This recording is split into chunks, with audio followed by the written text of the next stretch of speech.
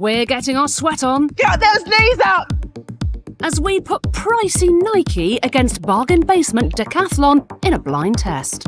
Plus, we investigate Holland and Barrett and discover they don't always deliver on their low price promise.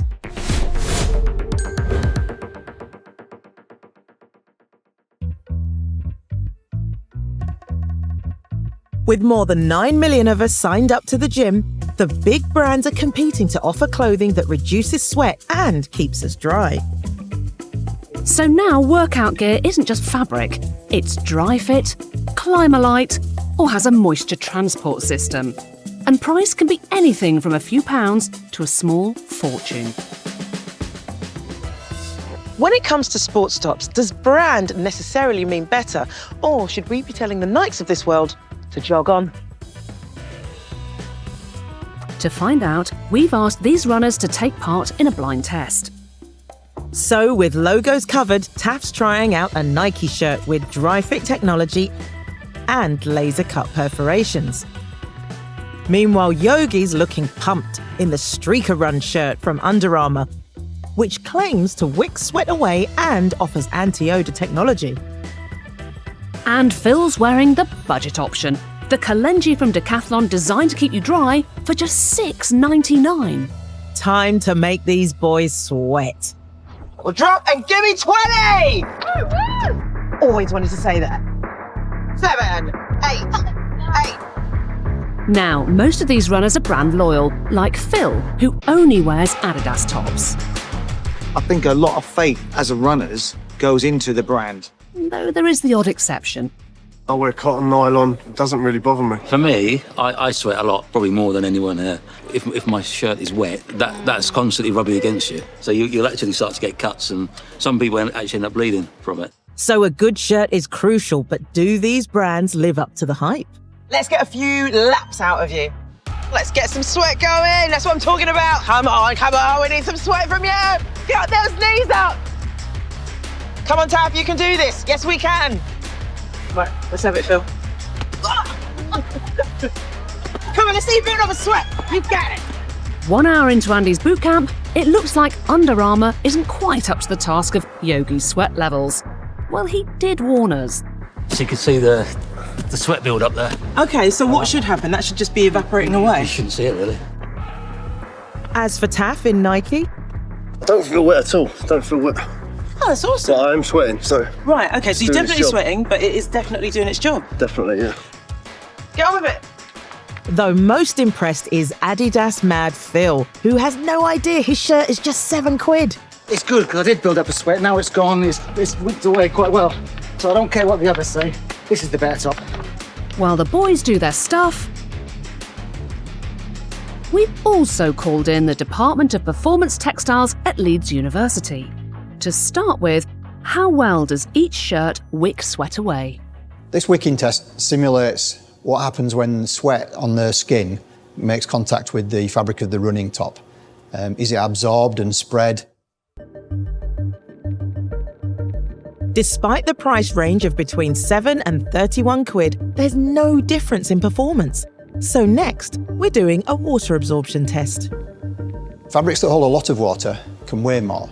As a result of this, the runner may have to do more work to carry the extra weight of water contained in his running top. And in this instance, the Nike and Decathlon tops absorbed more and took longer to dry. The Under Armour top dried 20 minutes faster than the other two. The fact that it actually absorbed less water and dried quicker could be of a benefit to a runner.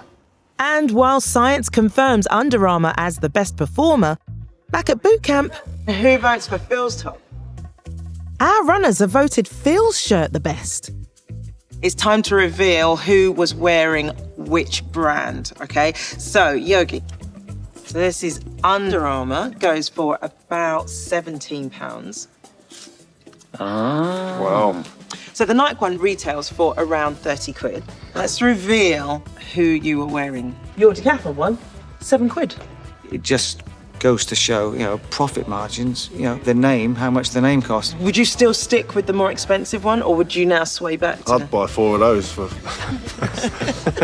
for £30. Our advice? Spending big on big brands is no guarantee of staying dry.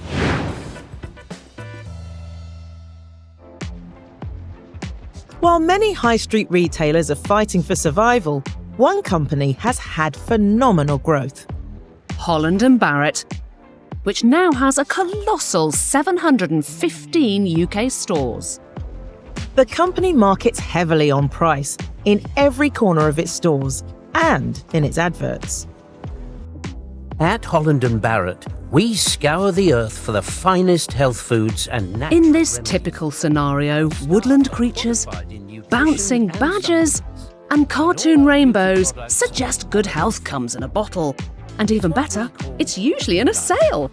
And to celebrate the good life, everything is buy one, get one half price.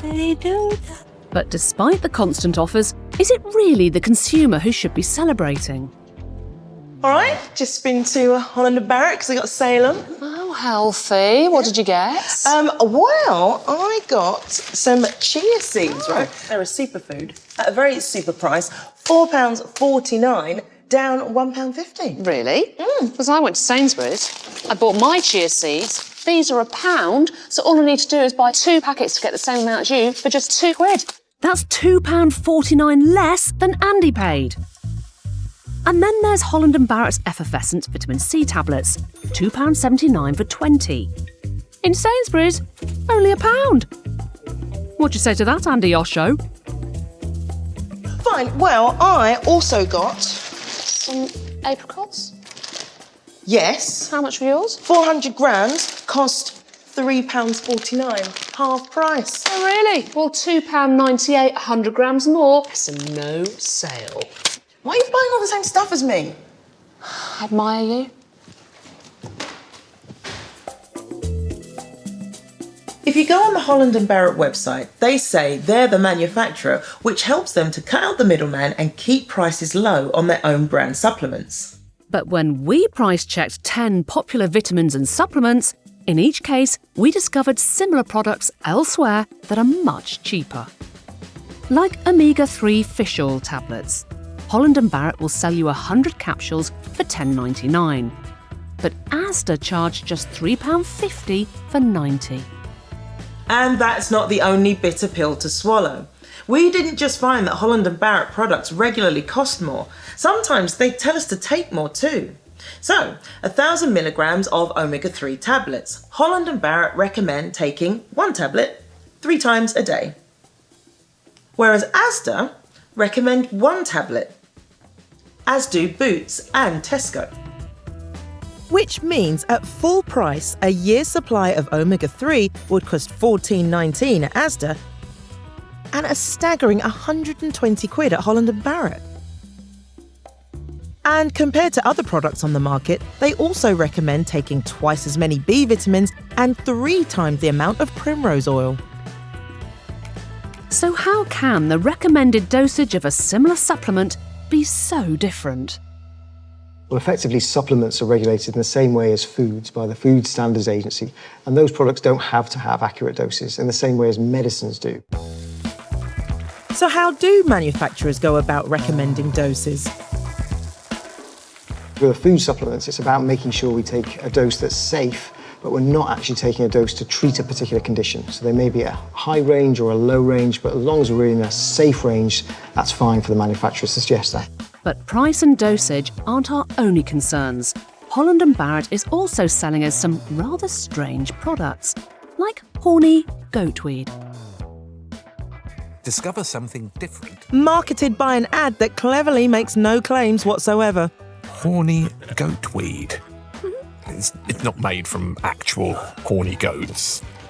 But does seem to suggest you're about to receive a boost.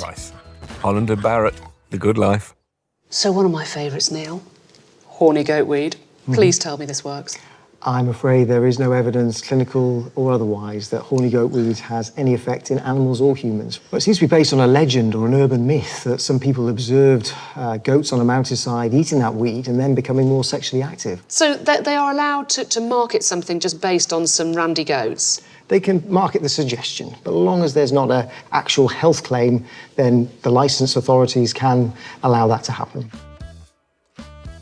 We asked Holland and Barrett about our findings, to which they said, All our products are manufactured to the highest quality and there are many cases in which the standards of our supplements far exceed supermarket versions. Unlike other retailers, our staff are trained and qualified to advise on the suitability of products. The dosages we recommend are those required to deliver legally approved health benefits. And as for their horny goatweed, Holland and Barrett said it complies with all relevant food safety and advertising standards requirements.